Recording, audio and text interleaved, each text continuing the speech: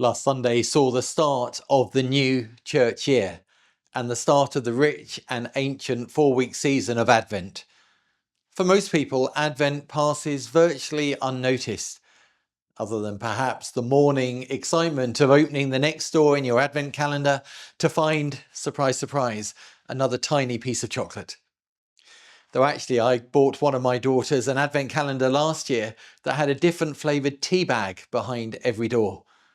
Some of them were really unusual and intriguing ones, while others sounded more than a bit dubious. However, this time of Advent offers us an opportunity to dive deeply into a counter-cultural time of quiet reflection, a space of hopeful and patient waiting and discernment about how God's incarnation has meaning and is at work in our world today. As you come to Advent this year, what is the focus of your prayers, your concerns, and what do you find yourself asking of God? Does the thought of Advent and Christmas fill you with expectation, with excitement, apprehension, worry, hope, longing, or any other emotion? One of the great themes of Advent is the theme of hope. And I wonder, what do you understand by the word hope? Where do you see hope as you look around you, in your life, in your community, in our churches, in our nation, in the world? Where are the areas of darkness that you're aware of in the world and in your life? And what signs can you see of God coming into that darkness with his light? What are the situations where you need to pray for hope to come, for God's light to dawn?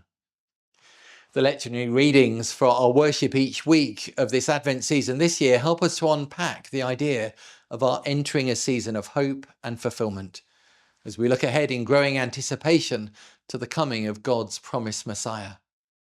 And the readings week by week from Isaiah, Romans and Matthew increase the tempo and pace as they call us to be a people full of urgent hopefulness. One of the challenges in celebrating Advent is to be faithful to the great biblical texts that the lectionary gives us, with their diverse and deliberately striking images, while working to keep a sense of prayerful engagement in the midst of a hectic time of the year.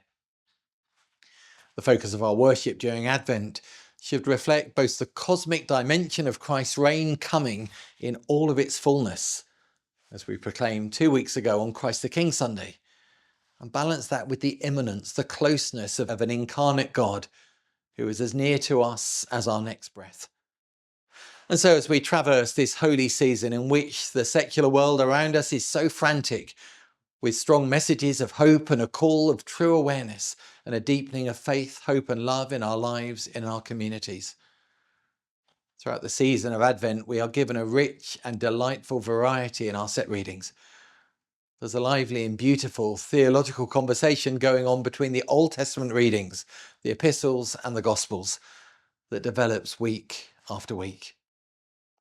So a fortnight ago on Christ the King Sunday, the Gospel presented Jesus nailed to the cross beneath a sign that read, "This is the King of the Jews."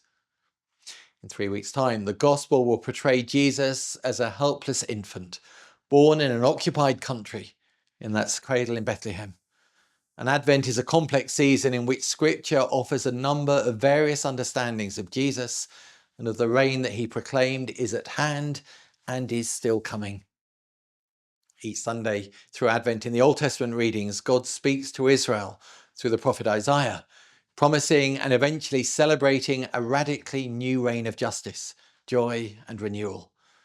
Each week in the epistle, Paul and James in the reading for next Sunday offers words and prayers of encouragement to fledgling Christian communities in Rome and scattered throughout the Near East. The Gospels, week by week, move us from an end-time prophecy in the first Sunday of Advent to historical narratives around John the Baptist and Mary, exploring how these different voices speak to each other each week is key to a deeper understanding of the meaning of this Advent season. So where is the conversation for us between these readings? One obvious connection is that all the readings are charging the listener, the Israelites of Isaiah's time, the Jews of Jesus's time, the early church in Rome, and of course us today as we hear these great passages of scriptures read. challenging us to prepare urgently and passionately for a future of hopeful fulfillment.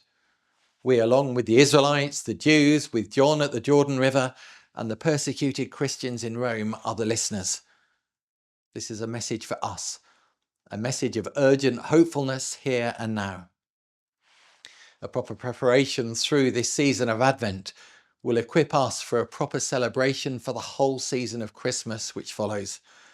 And that in turn should then equip us with a hope-filled confidence to live throughout the year ahead, walking in sure and certain faith in the light of the true light that has come into the world. So may God bless you this Advent season, in the coming Christmas tide, and then in all that lies ahead. Thank you.